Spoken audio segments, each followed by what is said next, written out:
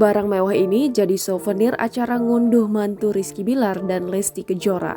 Tepat pada Minggu 5 September 2021, Rizky Bilar dan Lesti Kejora baru saja selesai menggelar acara ngunduh mantu. Tak kalah mewah dari acara resepsi, Rizky Bilar dan Lesti Kejora menyiapkan souvenir serba mahal. Souvenir mewah ini pun dibagikan untuk para tamu undangan dari beberapa kalangan termasuk kalangan artis. Dilansir dari YouTube Intense Investigasi via grid.id, berikut isi souvenir Rizky Bilar dan Lesti Kejora.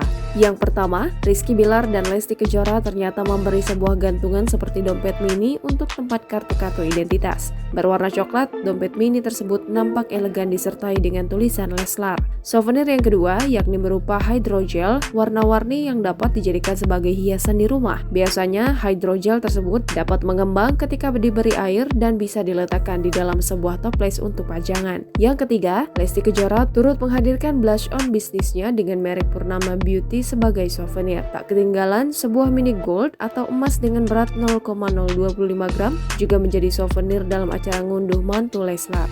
Lalu yang paling terakhir, Rizky Bilar dan Lesti Kejora memberi parfum dengan tulisan Leslar sebagai tanda buah tangan tersebut. Leslar menghadirkan dua parfum dengan aroma yang berbeda karena terdapat keterangan for her dan for him pada barang tersebut. Jangan lupa subscribe, share, komen, dan like ya!